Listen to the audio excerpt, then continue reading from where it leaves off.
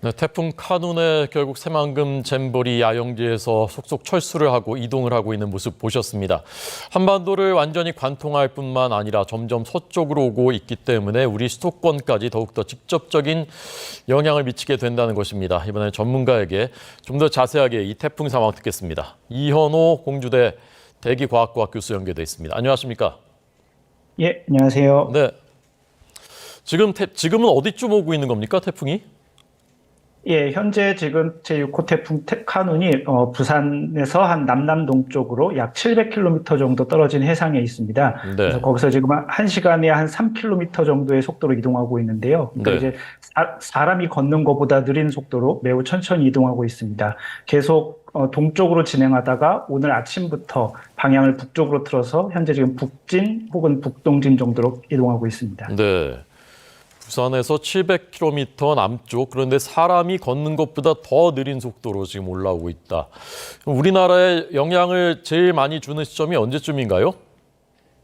현재 우리가 예상한 경로대로 만약에 진행한다면 제주도는 내일 저녁 정도가 영향을 받을 것 같고요. 네. 남해안은 내일 밤부터 영향을 받기 시작해서 모레 아침에 남해안 지역에 상륙할 것으로 예상합니다. 그래서 현재 예상대로면은 계속 한반도를 관통하는 형태로 진행이 될 것 같고, 네. 수도권에는 11일 자정, 그러니까 10일 밤늦게에서 11일로 넘어가는 밤에 가장 근접할 것으로 보이고요. 네. 다만 아직 진로가 굉장히 유동적이어서 현재 지금 서울을 기준으로 했을 때 서울을 서쪽으로 갈지 동쪽으로 갈지 혹은 관통할지에 대해서는 아직 조금 불확실성이 존재합니다. 그러니까 아직도 좀 유동적이군요, 진로가. 바뀔 수도 있는 거군요. 예, 그렇습니다. 아까 말씀드린 대로 이제 오늘 갓 오전부터 북쪽으로 틀기 시작해서 이제 겨우 한 10km에서 20km 남짓 움직였기 때문에 네. 이 다음에 태풍이 서쪽으로 가는 방향이 더 클지 아니면 동쪽으로 가는 방향이 클지는 지금부터가 시작이라고 볼 수 있습니다. 네. 어쨌건 지금 제일 위험한 때는 목요일에 이제 전국에 영향을 크게 주게 됩니다. 지금까지 위력은 어느 정도입니까? 현재 태풍의 중심 기압은 약 970헥토파스칼 그리고 최대 풍속은 약 35m/s로 관측이 되는데요. 네. 우리나라에서 태풍을 5등급으로 나누고 있는데 세 번째 카테고리인 강에 해당하는 등급이고요. 네. 이미 남쪽에서 올라올 때부터 뭐 대만이라든지 오키나와라든지 이런 곳에 이미 많은 피해를 입힌 그런 상태입니다. 네. 강이면 어느 정도입니까? 일반적으로 초속 33m에서 44m 사이를 우리가 강이라고 이야기하는데요. 네네. 초속 30m 이상의 바람이 불게 되면은 건장한 성인 남성도 서 있기는 힘든 그런 강한 바람입니다. 일부 보도에는 이제 그 남해안 상륙할 때쯤에는 열차가 탈선할 정도다, 초속이라는 보도도 있었는데 그것도 맞습니까? 뭐 그 강도가 계속 유지가 될지 안 될지는 우리가 조금 지켜봐야 되겠지만 현재 네. 강도로서는 충분히 그럴 수 있는 가능성이 있습니다. 네. 초속 40m 정도가 열차가 탈선할 수 있는 것이다 했는데 지금 현재 35m 이렇게 볼 수 있는 거죠? 예, 그렇습니다. 그리고 이게 지금 우리나라에 올 때까지 원래는 이게 처음 예상에서는 일본 육지를 거치고 오면서 조금 약해지지 않을까라는 기대가 있었는데 네. 방향이 조금 더 서쪽으로 틀어지면서 계속 바다 쪽을 지나면서 우리나라에 상륙할 것으로 보여서 네. 강도가 조금 처음 예상한 것보다 조금 더 강한 상태로 우리나라에 접근할 가능성이 있습니다. 네. 바람은 무척 세고 비도 많이 내립니까? 예, 그렇습니다. 이 태풍이 현재 지금 수증기도 굉장히 많이 포함하고 있고요. 그리고 네. 각종 관측 자료에서 봤을 때 굉장히 많은 비를 이미 가지고 있습니다. 예. 비가 어느 정도 내릴 것으로 예상이 되나요? 글쎄요, 이 태풍이 보통 우리나라에 접근하게 되면은 지역별로 굉장히 편차가 커서요. 네. 이렇게 뭐 평균적인 어떤 강우량을 말하기가 굉장히 힘든 상태긴 한데, 보통 많이 오는 지역은 약 뭐 300에서 500mm 사이 정도쯤에 굉장히 많은 비도 예상할 수 있습니다. 300에서 500이면은 큰 피해가 우려되는 수준인 거죠? 예, 그렇습니다. 태풍에서 강한 비가 내리는 지역을 중심으로는 꽤 아주 많은 피해가 예상되는 그런 상황입니다. 네.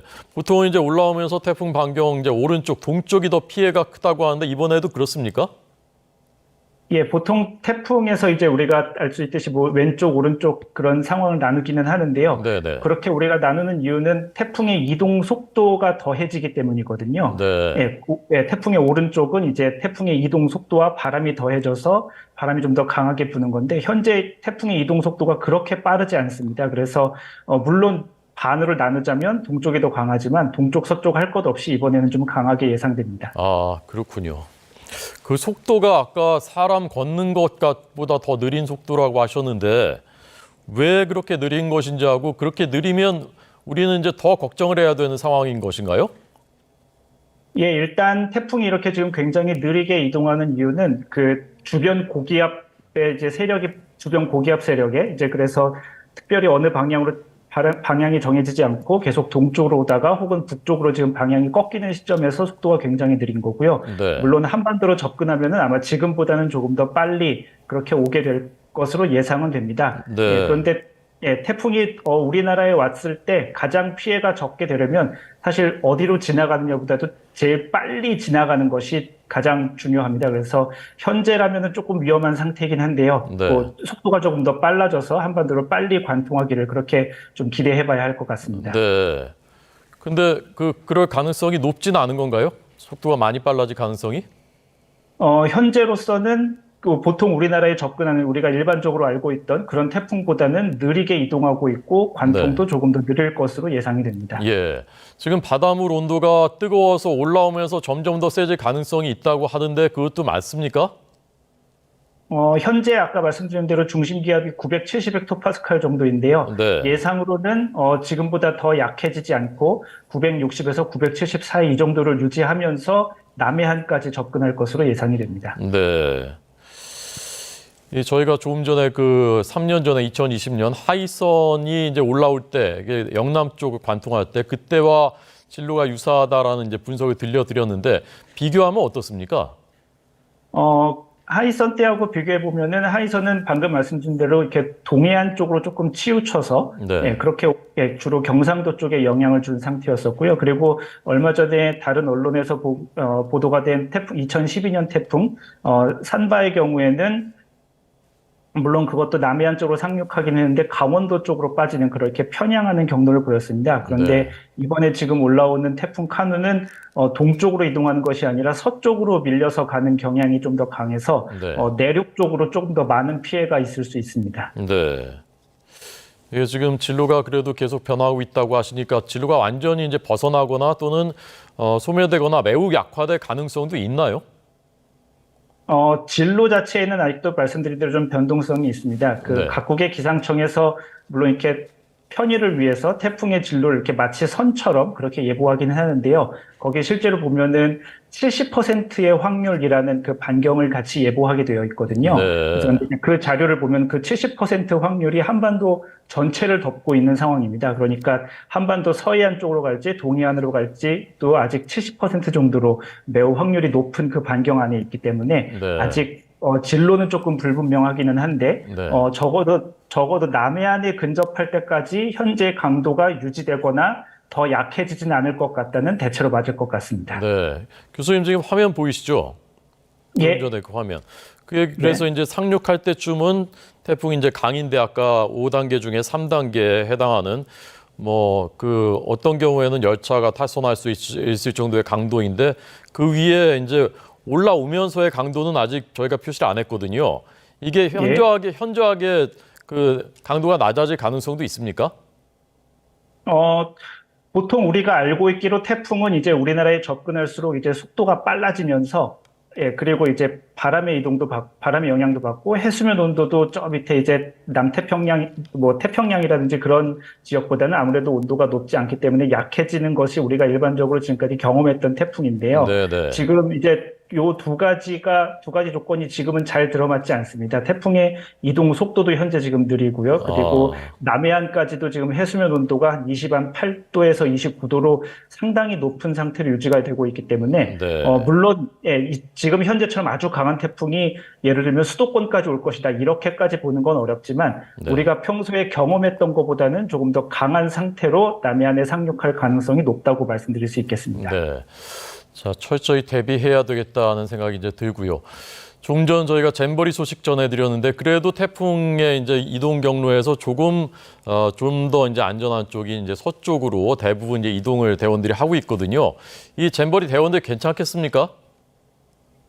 글쎄요, 지금 제가 잼버리 대원들이 정확하게 전국 어디로 퍼졌는지는 정확하게 알 수 없어서 말씀드리기 어렵고요. 다만 이제 일반적인 태풍이라고 기대를 해보면 내륙으로 올수록 이제 그 강도는 약해지니까요. 네.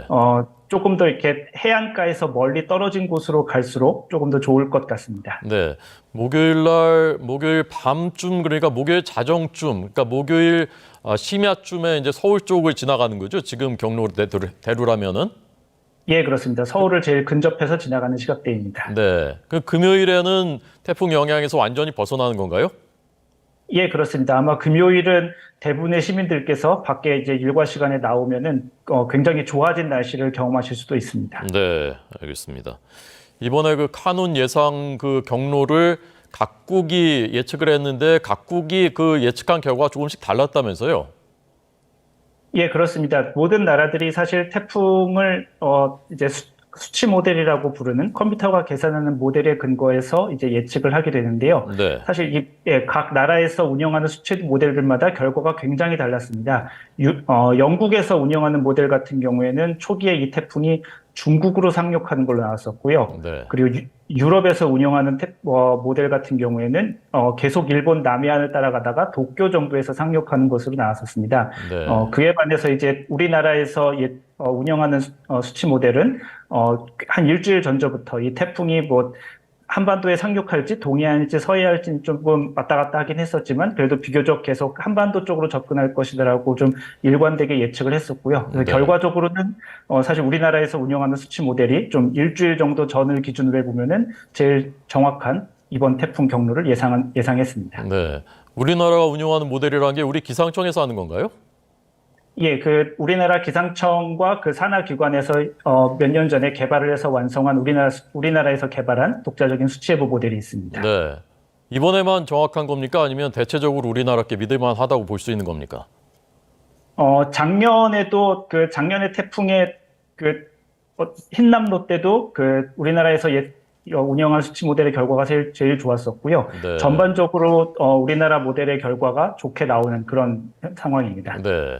이번에 카눈처럼 이렇게 뜨거운 바다의 수온을 받아서 올라오면서 강해지고 또 속도는 느려지고 이런 그 태풍의 그 패턴이 앞으로도 이럴 태풍이 발생할 가능성이 많은 건가요?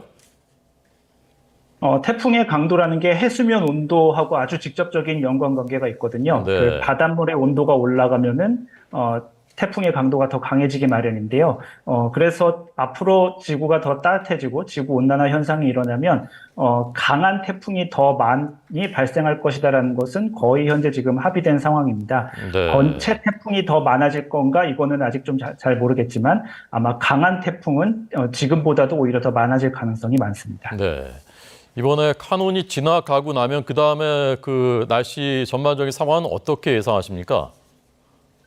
현재 지금 일본 남쪽 해상에서 현재 제7호 태풍이 하나 지금 더 현재 발생한 상태고 현재 지금 접근해 오고 있습니다. 그래서 이 태풍이 북태평양 고기압에 직접적으로 영향을 주게 되고요. 아마 다음 주 후반까지는 이 태풍이 영향을 주게 될 것 같아서 그때까지는 아마 더위가 조금 가라앉은 정도가 될 것 같고요. 네. 그 다음 주 후반 이후부터는 다시 북태평양 고기압이 활성화가 되는 정도에 따라서 날씨 형태가 달라질 것 같습니다. 네. 그 7호 태풍은 한반도에 직접 피해를 줄 가능성은 높진 않은 거고요.